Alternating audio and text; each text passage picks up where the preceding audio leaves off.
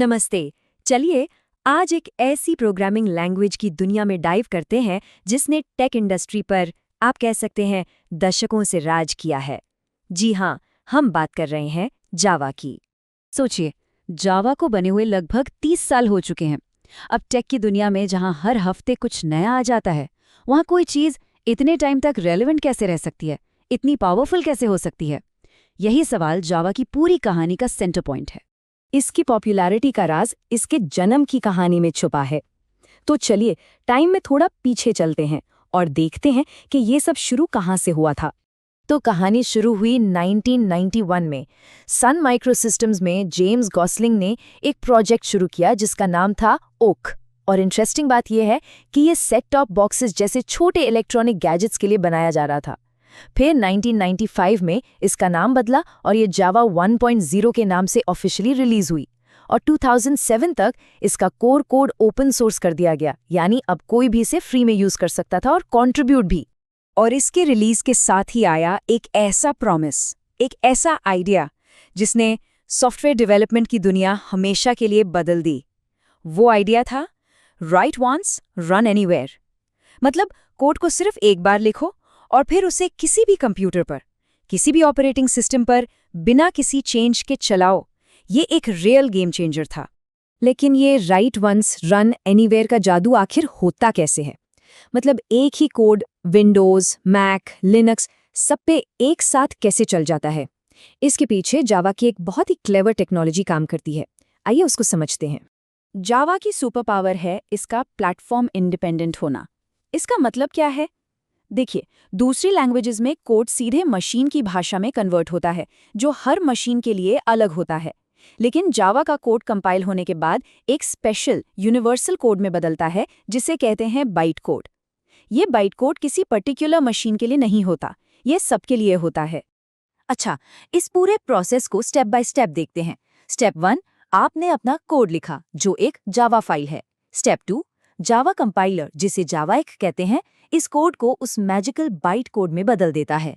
ये बन गई आपकी डॉट क्लास फाइल। अब आप इस डॉट क्लास फाइल को किसी भी ऑपरेटिंग सिस्टम पर ले जाओ। वहां पर एक स्पेशल सॉफ्टवेयर बैठा है जिसे कहते हैं जावा वर्चुअल मशीन, यानी जेवीएम। ये जेवीएम उस बाइट कोड को लेता है और उस मशीन की लोकल लैंग्वेज में ट्रांसलेट कर देता है, और बस आपका प्रोग्राम चल पड़ता है। Simple, right? तो अब हम ये तो समझ गए कि जावा पर्दे के पीछे काम कैसे करती है। चलिए अब लैंग्वेज के थोड़ा और अंदर चलते हैं और इसके बेसिक बिल्डिंग ब्लॉक्स को देखते हैं। और ये है हेलो वर्ल्ड प्रोग्राम। कहते हैं दुनिया का हर डेवलपर अपनी कोडिंग जर्नी यहीं से शुरू करता है। देखने में थोड़ा सा कॉम्प्लिकेटेड लग सकता है, बट ये बहुत सिंपल है।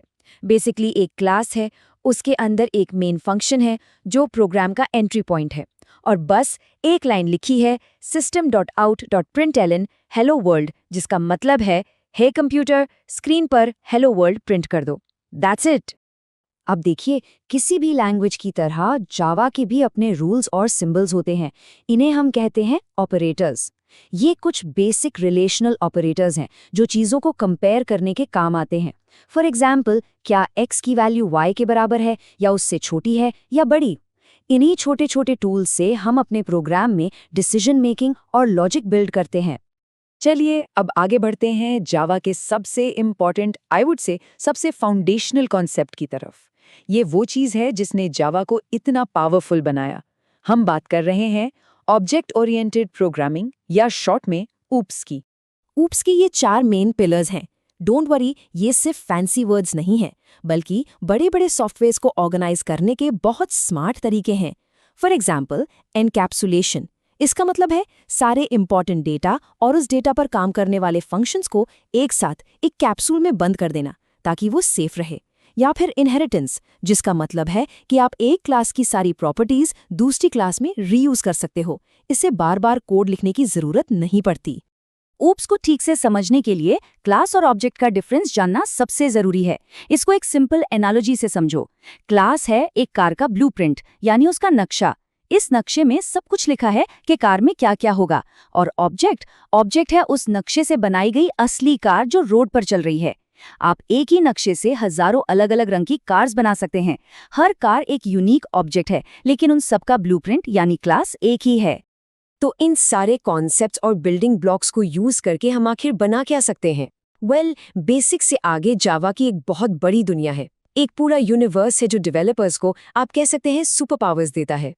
जावा सिर्फ एक लैंग्वेज नहीं है, ये एक पूरा इकोसिस्टम है।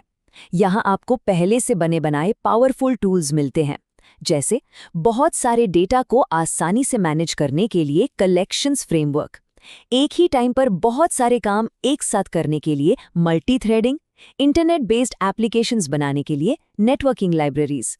इन्हीं रेडीमेड टूल्स की वजह से डेवलपर्स बड़े और कॉम्प्लेक्स एप्लीकेशंस बहुत तेजी से बना पाते हैं। तो हमने देखा कि कैसे एक 30 साल पुरानी लैंग्वेज आज भी बड़े बड़े बैंकिंग सिस्टम्स से लेकर हम सबके फोन में चलने वाली एंड्रॉयड ऐप्स तक हर जगह पावर कर रही है। इसकी असली ताकत है इसका राइट वंस रन एनीवेयर का प्रॉमिस, इसका पावरफुल ऊप्स मॉडल और इसका जबरदस्त इकोसिस्टम। तो इस सब को जानने के बाद सवाल बस एक ही है कि आप जावा से क्या बनाएंगे।